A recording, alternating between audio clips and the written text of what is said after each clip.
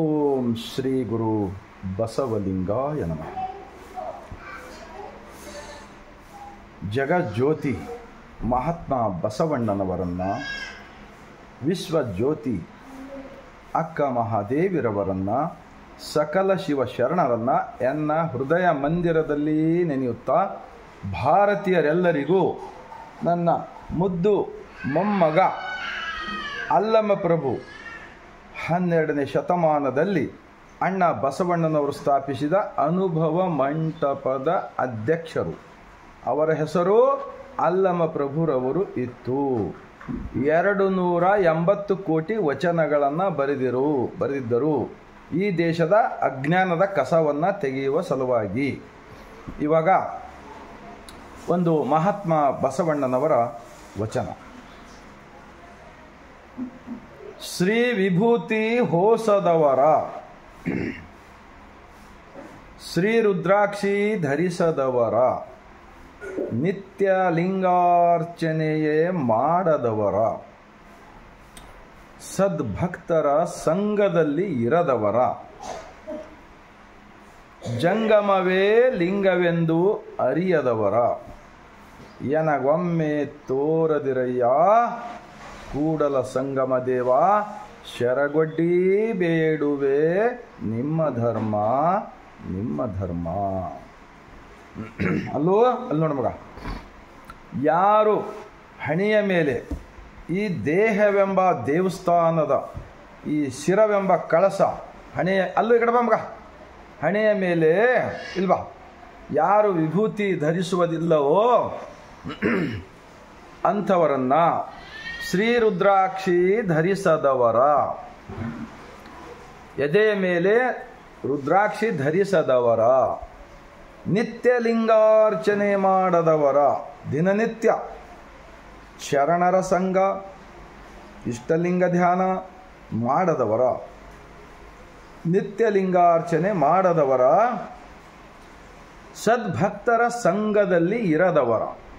ಅಲ್ಲೋ ಈಗ ನೋಡ ಮಗ, ಜಂಗಮವೇ ಲಿಂಗವೆಂದು ಅರಿಯದವರ. ಅಲ್ಲೋ ಈ ಕಣ್ಣು ಇಲ್ಲಿ ನೋಡ ಮಗ, ಜಂಗಮವೇ ಲಿಂಗವೆಂದು ಅರಿಯದವರ, ಎನಗೊಮ್ಮೆ ತೋರದಿರಯ್ಯ ಕೂಡಲ ಸಂಗಮ ದೇವ, ಶರಗೊಡ್ಡಿ ಬೇಡುವೆ ನಿಮ್ಮ ಧರ್ಮ. ಅಂದರೆ ಮಹಾತ್ಮ ಬಸವಣ್ಣನವರು ಪ್ರಧಾನಮಂತ್ರಿಯಾಗಿದ್ದುಕೊಂಡು ಜನರನ್ನು ಜ್ಞಾನಿಗಳನ್ನಾಗಿ ಮಾಡಿದರು. 12ನೇ ಶತಮಾನದಲ್ಲಿ ಅರಿವೇ ಗುರು ಎಂದು ಹೇಳಿದರು. ನಿಮ್ಮ ದೇಹವೇ ನಿಮಗೆ ದೇವಾಲಯವೆಂದು ಹೇಳಿದರು.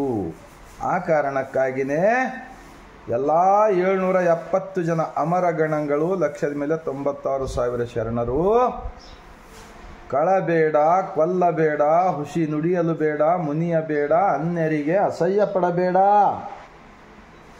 ತನ್ನ ಬಣ್ಣಿಸಬೇಡ, ಇದಿರ ಹಳಿಯಲು ಬೇಡ, ಇದೇ ಅಂತರಂಗ ಶುದ್ಧಿ, ಇದೇ ಬಹಿರಂಗ ಶುದ್ಧಿ, ಇದೇ ನಮ್ಮ ಕೂಡಲ ಸಂಗಮ ದೇವನನ್ನು ಒಲಿಸಿಕೊಳ್ಳುವ ಪರಿ. ನಿಮಗೆಲ್ಲರಿಗೂ ದೇವರು ಬೇಕಾ? ನಿಜವಾಗಿರ್ತಕ್ಕಂಥ ದೇವರು ಬೇಕಾ, ಅಥವಾ ಮಾನವ ನಿರ್ಮಿತ ಡುಪ್ಲಿಕೇಟ್ ದೇವರು ಬೇಕಾ? ಅದಕ್ಕೆ ಬಸವಣ್ಣನವರು ಹೇಳ್ತಾರೆ, ಅರಗು ತಿಂದು ಕರಗುವ ದೈವಗಳು, ಉರಿಯ ಕಂಡರೆ ಮುರುಟುವ ದೈವಗಳು, ಅವಸರ ಬಂದರೆ ಮಾರುವ ದೈವಗಳು, ಅಂಜಿಕೆಯಾದರೆ ಹೂಳುವ ದೈವಗಳು. ಎಂತೂ ಸರಿ ಎಂಬೇನಯ್ಯ, ಸಹಜ ಭಾವ ನಿಜ ಐಕ್ಯ ನಮ್ಮ ಕೂಡಲ ಸಂಗಮ ದೇವ, ಒಬ್ಬನೇ ದೇವ ಕಾಣಿರಣ್ಣ, ಒಬ್ಬನೇ ದೇವ ಕಾಣಿರಣ್ಣ. ಈ ತತ್ವ ಇವತ್ತಿನ ದಿವಸ ಭಾರತ ದೇಶದಲ್ಲಿ ಪ್ರಚಾರ ಮಾಡಲಾರದ ಸಲುವಾಗಿ ಇವತ್ತು ದೇಶದಲ್ಲಿ ಜಾತೀಯತೆ, ಮೇಲು ಕೀಳು, ಭೇದ ಭಾವ, ಹಲವು ದೈವಗಳ ಎಂಜಲು ತಿಂತಕ್ಕಂಥ ಪರಿಸ್ಥಿತಿ ನಿರ್ಮಾಣವಾಗಿ ಇವತ್ತು ಯುವಕರು ಎಲ್ಲರೂ ಹಾಳಾಗಿ ಹೋಗುತ್ತಿರುವುದನ್ನು ನಾವು ಕಾಣುತ್ತಿದ್ದೇವೆ.